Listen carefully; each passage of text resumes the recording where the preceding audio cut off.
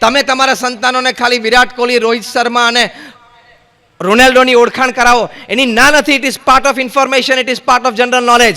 પણ એને શ્રવણ, નચિકેતા, ધ્રુવ, પ્રહલાદ એની પણ વાત કરો ને. તમે એને શ્રવણની વાત કરી હશે તો નાનપણથી એના અંતરમાં એવા સંસ્કાર હશે કે મા બાપની સેવા કરવી જોઈએ. તો કોઈક દિવસે જ્યારે મોટો થશે ને તમે ઘરડા હશો અને તમને પગ દુખતા હશે તો પગ દબાવશે, બાકી ગળું તો છે જ ને, દાબી દેશે.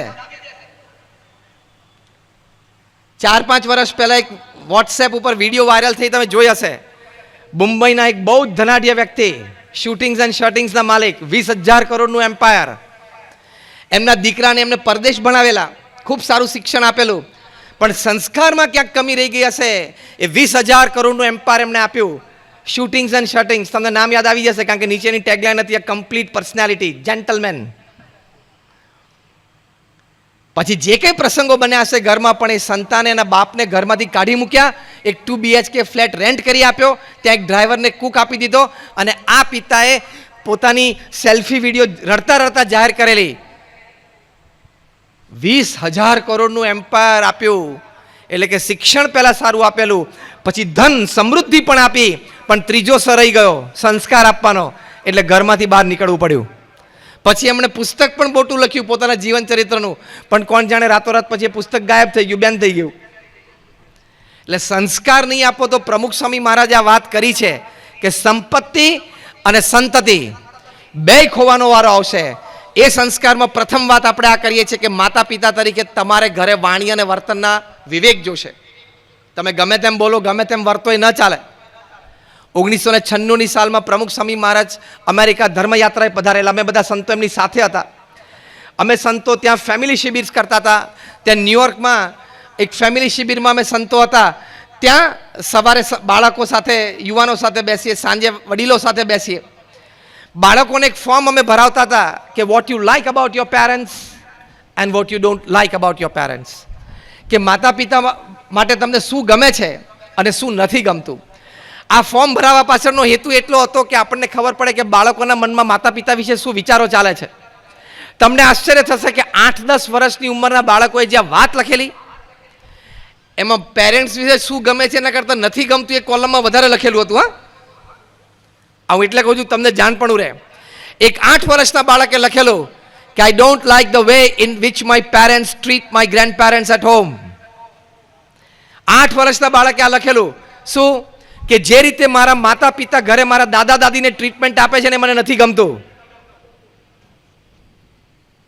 નાઉ ચેક યોર સેલ્ફ. તમારા વૃદ્ધ માતા પિતાના જમવાના સમયે જો થાળી પછાડી, તમે એક થાળીનો રણકાર 25 વર્ષ પછી સાંભળવા માટે તૈયારી રાખજો. થાળીઓ ના પછાડતો તો તાલીઓ પાડજો. એક બીજા 8-9 વર્ષના બાળકે લખેલું કે I don't like the way in which my parents fight with each other in my presence. એટલે મારી હાજરીમાં મારા માતા પિતા એકબીજા સાથે ઊંચા સાથે બોલીને ઝઘડે છે, મને નથી ગમતું. તમારે કદાચ ઝઘડવું હોય તો છોકરા સ્કૂલે જઈને રાહ જોજો, પછી બારણું બંધ કરીને બોક્સિંગ રિંગમાં આવી જજો. એમની હાજરીમાં નહીં ઝઘડવાનું, નહીં તો એના સંસ્કાર પડી જાય. તમારે પણ પવિત્રતા તરફ જીવન લઈ જવું પડશે.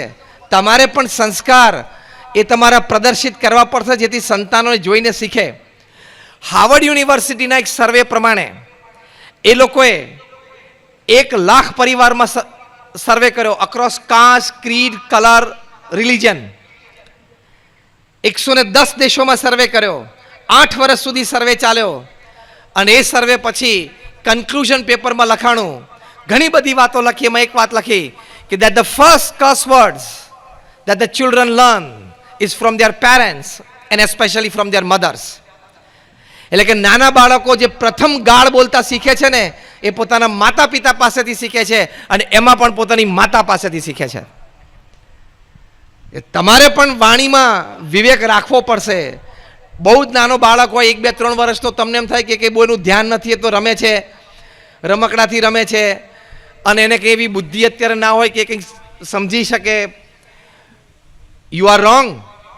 આટલો નાનો બાળક હોય એની પણ ગ્રાસ્પિંગ કેપેસિટી ફૂલ હોય છે, કારણ કે આપણી જીબી યુટ્યુબ અને વોટ્સએપે ભરી દીધી હોય, એની તો બધી જ જીબી ખાલી છે. મગજની એની બધી જીબી ખાલી છે. એ જે જોવે છે જે સાંભળે છે એ બધું જ સીધું એને મગજમાં પ્રિન્ટ થઈ જાય છે. એટલે એને સંસ્કાર આપવાના. આપણે તો ગર્ભ સંસ્કારથી વાત આવે છે, 16 સંસ્કારની વાત આવે છે.